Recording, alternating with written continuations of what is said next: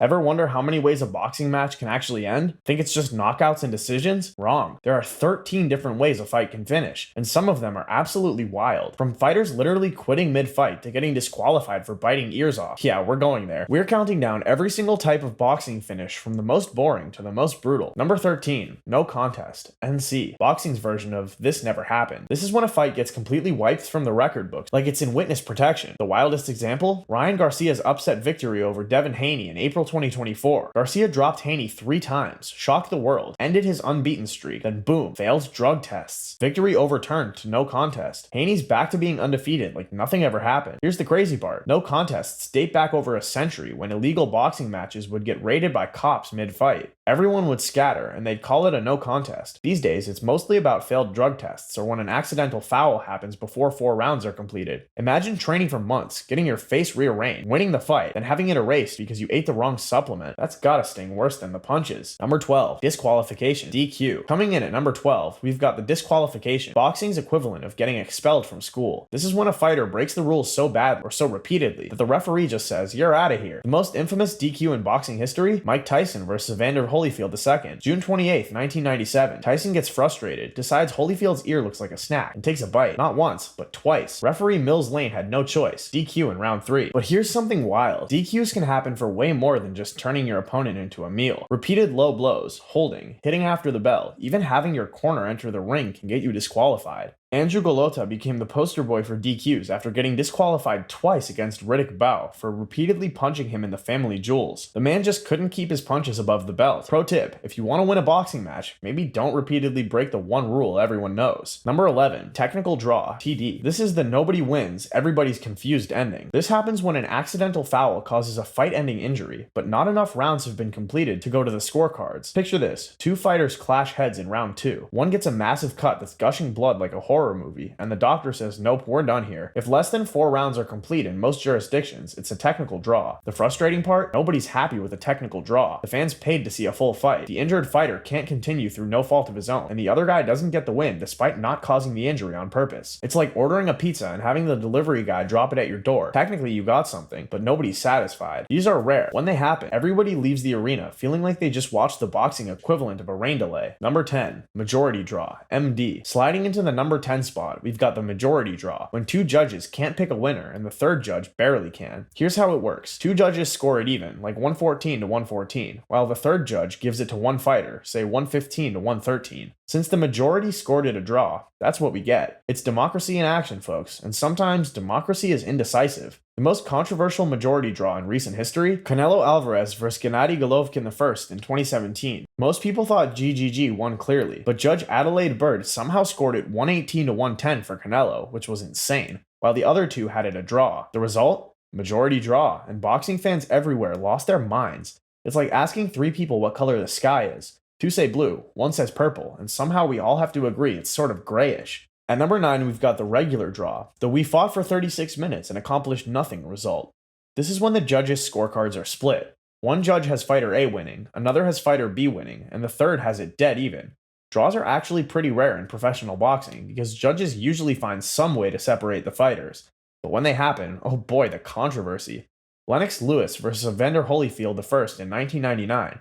Most people thought Lewis clearly won, but we got the draw. The rematch clause kicked in. Lewis won the 2nd fight decisively, and everyone pretended the first fight scoring made sense. Spoiler alert, it didn't. A draw means both fighters keep their unbeaten records, if they had them, and nobody gets the satisfaction of victory. It's the participation trophy of boxing. Number 8, technical decision, TD. Lucky number 8 brings us the TD, not to be confused with the technical draw we talked about earlier. This is when an accidental foul causes a fight-stopping injury after enough rounds have been completed to go to the scorecards. So if fighters accidentally clash heads in round 7 and one can't continue due to a cut, we check the scorecards to see who is winning up to that point.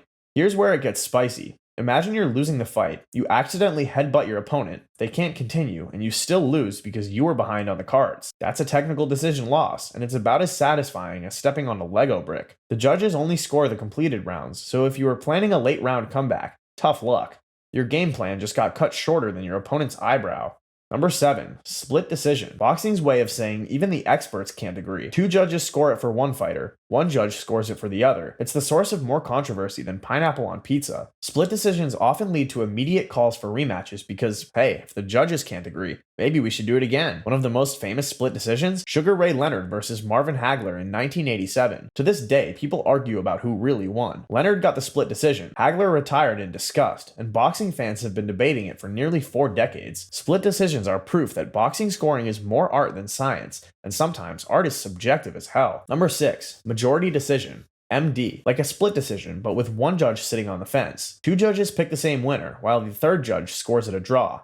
It's less controversial than a split decision, but still leaves that one judge looking like they couldn't make up their mind. A perfect example? Floyd Mayweather versus Canelo Alvarez in 2013. One judge incredibly scored it a draw, 114 to 114, while the other 2 gave it to Mayweather. CJ Ross, the judge who scored it even, received so much backlash she retired from judging. That's right, her scorecard was so bad she literally quit her job. Majority decisions often happen in close fights where one fighter edges most rounds by a small margin. The judge who scores it even usually gets roasted on social media for not being able to pick a side. It's like being the person who orders a half pepperoni, half cheese pizza. Just commit already. Number 5. Unanimous decision. UD. When all 3 judges agree on the winner. No controversy, no debate, just 3 people watching the same fight and reaching the same conclusion. It's democracy at its finest. This is the most common way championship fights end when they go the distance. Floyd Money Mayweather was the master of the unanimous decision, using his defensive genius to win rounds without taking damage. His UD victory over Manny Pacquiao in 2015 was watched by millions, and while fans wanted more action, the judges all saw the same thing. Mayweather outlanding and outboxing Pacquiao for 12 rounds. The beauty of a UD is that it's hard to argue with. When all 3 judges see it the same way, the losing fighter usually has to accept it. Usually. There's always that one fighter who thinks they won despite losing every round on every card. We see you, Deontay Wilder. Number 4 brings us the points decision, the old school way of deciding a winner. This is when only the referee scores the fight, no judges needed. It's mostly used in British boxing and for younger fighters in shorter bouts. One person, one scorecard, no arguments. Well, fewer arguments. This system goes way back to when boxing was simpler and possibly more corrupt. Having just the referee decide meant you only had to bribe one person instead of 3. Jokes aside, points decisions are still used today in the UK for non-championship fights. The referee has to score while also making sure nobody's dying in there, which is like trying to do math homework while juggling. Some refs were great at it, others not so much. The good news, with only one scorecard, at least we don't get split decisions. The bad news?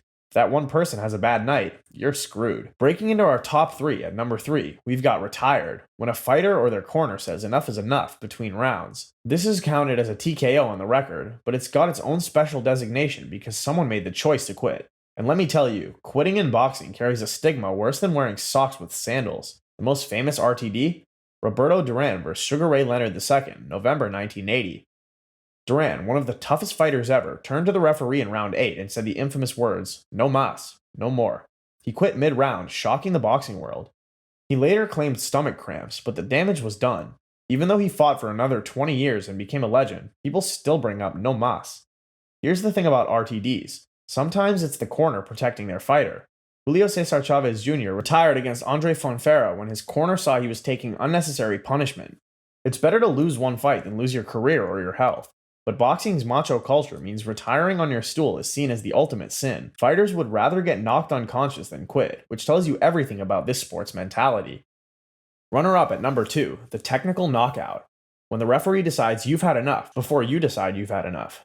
This is boxing's safety net, allowing refs to stop fights when a fighter can't intelligently defend themselves but isn't unconscious. It's the most common stoppage in modern boxing because, surprise surprise, fighter safety actually matters now. TKOs come in different flavors. There's the 3 knockdown rule. In some boxing matches, getting dropped 3 times in one round, automatic TKO. There's the corner stoppage, when your trainer throws in the towel because they love you more than you love yourself. There's the referee stoppage, when you're getting hit more than a piñata at a birthday party. And there's the doctor stoppage, when that cut above your eye is looking more like a second mouth. Famous TKOs? Manny Pacquiao demolishing Miguel Cotto in 2009. Cotto was still standing, but taking so much punishment the referee mercifully stopped it. Or how about when a young Mike Tyson was destroying opponents so badly that referees were stopping fights while his opponents were still on their feet, just to prevent future medical bills. The beauty of the TKO is that it prevents unnecessary damage. The frustration? Sometimes refs stop fights too early, robbing warriors of their chance to come back. Number 1, the granddaddy of all boxing finishes, the knockout. This is what casual fans come to see. what highlight reels are made of, and what every fighter secretly dreams about. One punch, lights out, good night. It's brutal, it's dramatic, and it's the most effective way to win a fight. No judges needed, no controversy. Just one human switching off another human's consciousness like they found the power switch. The knockout is pure physics meets biology. A punch lands just right, usually on the chin or temple. The brain bounces around inside the skull, and the body's defense mechanism says, time for a quick nap. The referee counts to 10, but let's be honest, when someone's properly knocked out, they could count to 100 and it wouldn't matter. Some fighters wake up and ask, did I win? That's when you know they visited the Shadow Realm. Greatest knockouts in history? Muhammad Ali's Phantom Punch against Sonny Liston. So fast, people still debate if it actually landed. Juan Manuel Marquez's devastating counter against Manny Pacquiao in their 4th fight. Pacquiao was unconscious before he hit the canvas. Lennox Lewis decapitating Hasim Rahman in their rematch. These aren't just fight endings, they're career-defining moments that get replayed forever. But here's the dark truth about knockouts. They're literally traumatic brain injuries. Every highlight reel KO is someone's brain getting concussed. Fighters who get knocked out often are never the same. It's the brutal beauty of boxing. We celebrate the very thing that shortens careers and lives.